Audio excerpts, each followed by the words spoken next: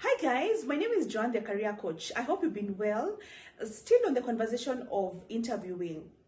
So how you begin during an interview is very important because first impressions are really very important. You can attest the fact that when you meet someone for the first time, that very first impression is something that stays with you for a very long time, and this is the same thing that applies during interviews.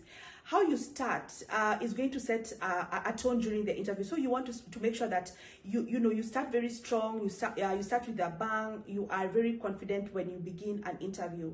So of course you need to be ready to answer the tell me a little bit about yourself question, because most of the time this is the very first question that they ask during an interview.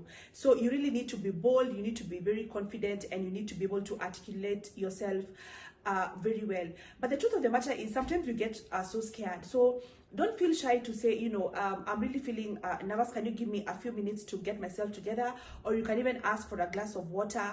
Or one of the other tips that I have is, every time you go for an interview, I know, you can read a job and, you go like this, I really want this job, or, it's a matter of life and death.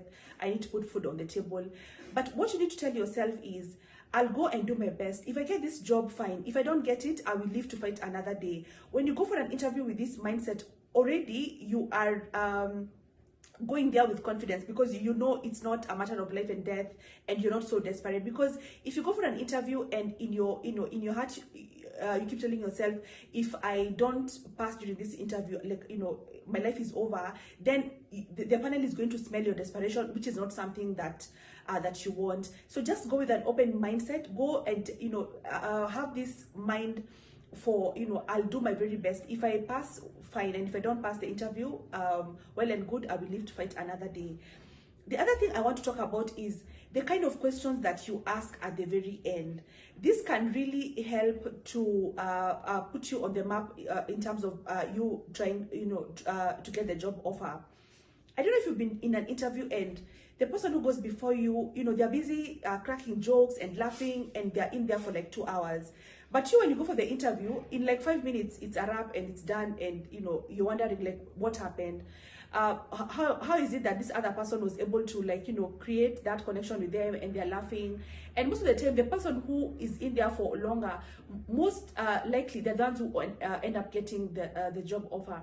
And one of the things that you can do is have very good questions to ask at the very end of the interview. Ask questions like, to them, what does success look like? How will they measure success? Is that position a new position, or is it a backfill? Ask about some of the challenges they foresee, like what are the low-hanging fruits.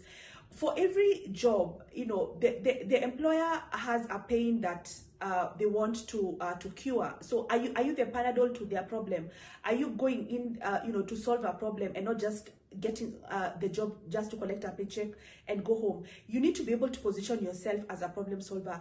So for you to be able to ask good questions, you need to have done a thorough homework about yourself, about the JD, and also about the company. Then that way, at the end of the interview, you have very good questions to ask. You're not asking about, can we dress down on Fridays, or like what perks am I entitled to, and what leave days will I get, and things just about you. And you're not asking things about how you can be, a problem solver to your employer. So that's all that I had for today. I hope this video has been beneficial. Thank you, and see you next time.